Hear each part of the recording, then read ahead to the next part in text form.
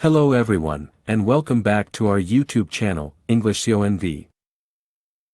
Today, we're diving into a topic that affects each and every one of us, no matter where we are in the world.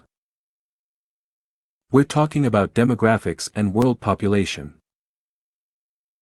In this video, we'll be tackling the vocabulary of censuses, population growth, and more. We'll explore how the world's population has evolved over time, how it's distributed across the globe, and what challenges and opportunities this distribution presents. Remember, if you subscribe to our channel, you can request our ebook number 1, which corresponds to the vocabulary we'll be covering today. Just send an email to englishconchannel@gmail.com, and we'll get that ebook to you. Don't forget to hit that subscribe button for more English conversations. Let's get started. Jane, have you ever thought about the world's population? It's fascinating to study demography. Yes, John. I heard they take a census every 10 years to keep track of the population. That's right. And the forecast shows that world population growth is on the rise. I've heard about the population explosion. Some areas are facing overpopulation and are considered to be overpopulated. Indeed. An age pyramid can show us the distribution of various age groups in a population. And factors like the birth rate, the fertility rate, and access to birth control can influence population growth. Absolutely. Making contraception available to all women can help manage population growth. But we also have to consider the death rate, the infant mortality rate, and life expectancy. True. And population density varies too. Some places are densely populated areas, while others are sparsely populated areas. The world's population continues to rise by, to increase by, or to grow by millions each year. Yes, there's been a growth in population, and in some places, it's risen dramatically. In some countries, the population has even been known to soar. In fact, the global population is expected to double in the next 50 years. And in some regions, it might even triple. Or even increase fourfold. But some estimates suggest the global population may peak at 9 billion. That's the current trend. But trends can change. Sometimes there's the reversal of a trend. Like a baby boom. After World War II, there was a significant increase in birth rates. And those born during that period are known as the baby boomers. Jane, have you ever considered how population growth affects climate change? I'm not sure, John. Can you explain? Sure. As the world's population grows, so does our demand for resources. This leads to more consumption and increased emissions of greenhouse gases.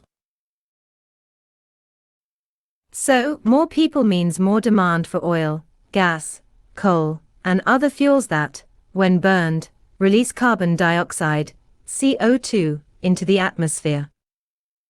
Exactly. And CO2 traps warm air inside like a greenhouse, contributing to global warming.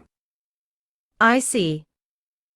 So, rapid population growth not only strains resources, but also exposes more people to climate-related risks. That's right. And it's not just about the number of people, but also about consumption patterns. Developed countries, for example, consume the lion's share of fossil fuels. But population growth is also happening rapidly in developing countries, right?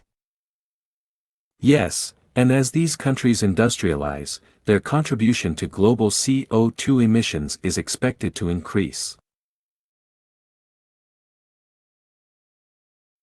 So, improving access to reproductive health care, family planning options, girls' education, and gender equity are important climate mitigation strategies. Absolutely. An increased investment in health and education, along with improvements in infrastructure and land use, would strengthen climate resilience and build adaptive capacity for people around the world. Jane, do you know which countries have the most significant population growth? I'm not sure, John. Can you tell me? Certainly. According to recent data, Syria has the highest population growth rate, with an increase of about 6.39% compared to the previous year. That's quite a lot. What about other countries? Other countries with high population growth rates include South Sudan with a growth rate of 4.78%, Niger with 3.66%, and Burundi with 3.59%. It's interesting to see how different the growth rates are across countries. Indeed. And these growth rates can have significant impacts on a country's resources, infrastructure, and environment. I can imagine.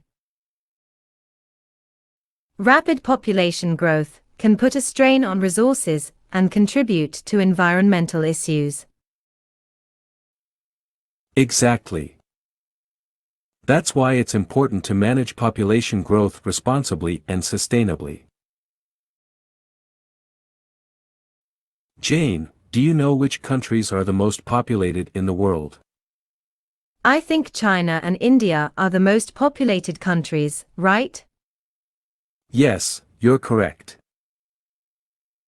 As of 2024, India is the most populated country with approximately 1.43 billion people, followed by China with about 1.43 billion.